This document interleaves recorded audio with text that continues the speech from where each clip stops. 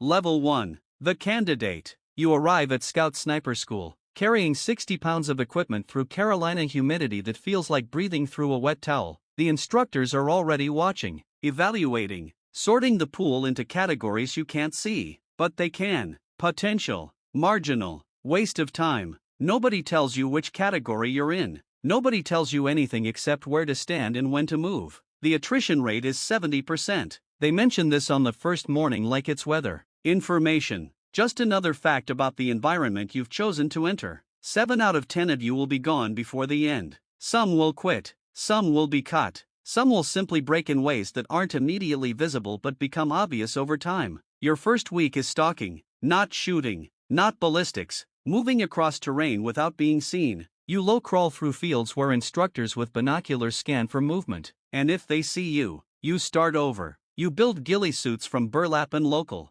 vegetation, transforming yourself into something that doesn't look human, something that blends with the ground and the grass and the shadows between trees. You learn to move inches per hour when necessary. You learn that patience is a weapon more valuable than any rifle. You learn that the sniper's greatest skill isn't shooting, it's becoming invisible. The candidates around you drop out in clusters. One quits after a night exercise that left him hypothermic and questioning his life.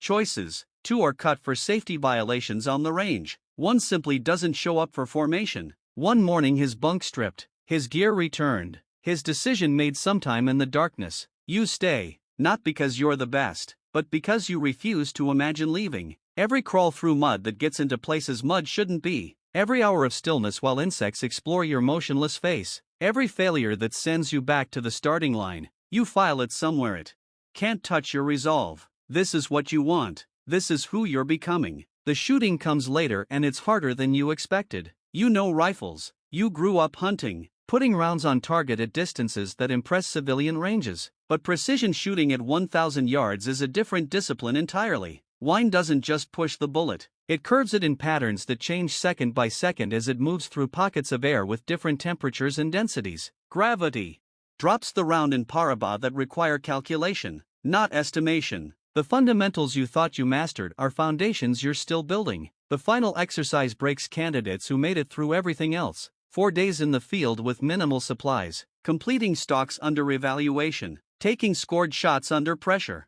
operating on sleep measured in minutes rather than hours. Your body stops distinguishing between mud and skin. Your mind simplifies to the next task and nothing beyond. The instructor watch for mental collapse as much as physical. Some candidates perform perfectly until something snaps. Some internal governor failing under accumulated stress. They're gone immediately. Not punished, but simply recognized as unsuited. The profession requires a specific psychology that can't be taught, only revealed. You survive because you discover something useful about yourself. Your mind quiets under pressure rather than racing. The chaos simplifies rather compounds. The harder things get, the more clearly you think. It's not courage exactly. It's just how you're wired. You graduate in the bottom third of your class. Not spectacular, not shameful, competent. You receive your designation and your orders and ship out to a team that needs bodies more than excellence. Level 2. The Spotter. Your team leader is a staff sergeant named Breas who has 4 deployments and eyes that never quite focus on the present. He's killed more people than you've met, and he carries that weight in ways that only become visible after you know him for months. The slight hesitation before entering rooms, the way he positions himself at restaurants to watch every entrance, the dreams he doesn't talk about, but everyone hears through thin barracks walls. You're the junior member, which means you spot. The shooter takes the shot, but the spotter does everything else. Range estimation, wind calls, target identification, documentation.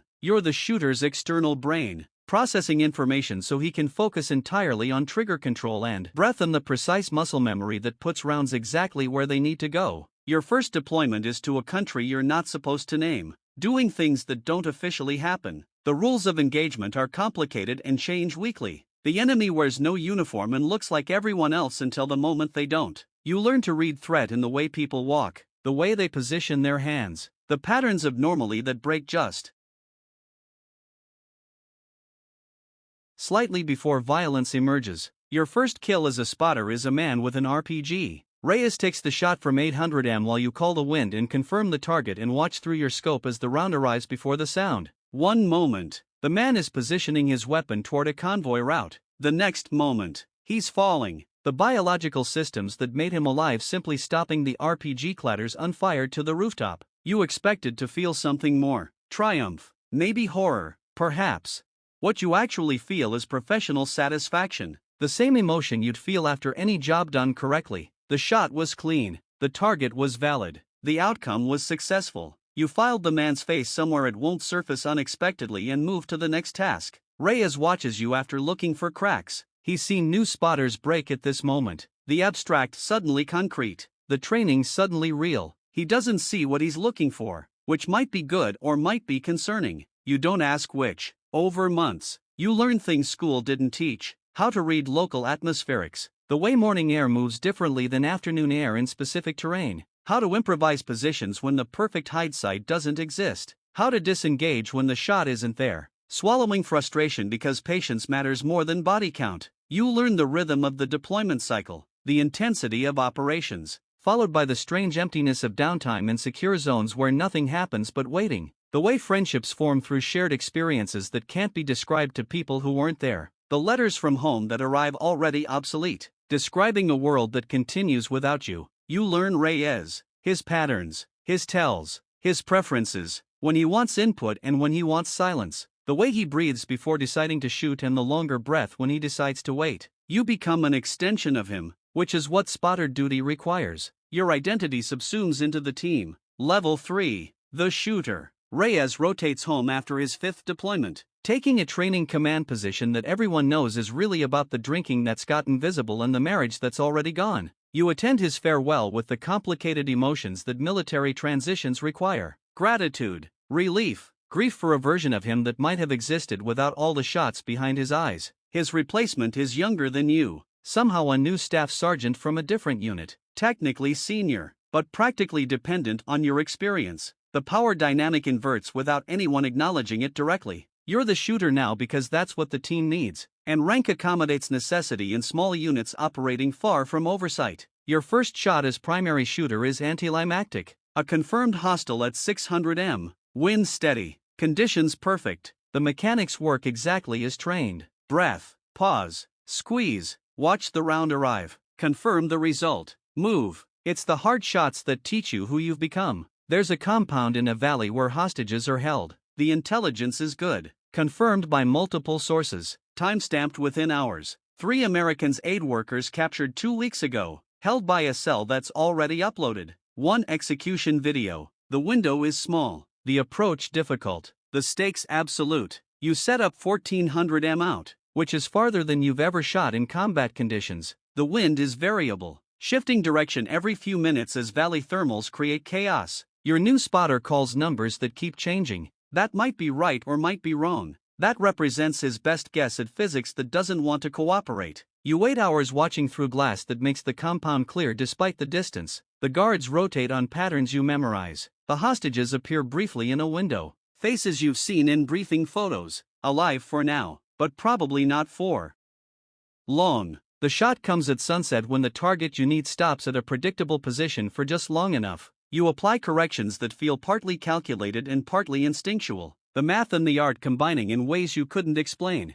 even if you tried. The trigger breaks clean. The round flies true. The guard drops and the assault begins. And 20 minutes later, the hostages are on helicopters and you're breaking down your position. And the sun is completely gone. 3 confirmed saves. 3 people who will live because of the shot you made. This feels different than the others. Not better or worse, just different. The weight redistributes slightly. Level 4. The Instructor. You return to the school that made you, now standing where the instructor stood, evaluating candidates who remind you of yourself 8 years ago. The cycle continues. The institution persists beyond any individual. Teaching reveals gaps in your own understanding. You thought you knew why certain techniques worked, but explaining them forces deeper analysis. The reasons behind the rules, the principles beneath the procedures. You become a better shooter by learning to create shooters. The candidates struggle with the same fundamentals you struggled with. Trigger control, breath management, the mental discipline required to wait for hours and then execute perfectly in seconds. You watch them break against the difficulty, and you learn to predict which ones will persist. It's not the physically strongest.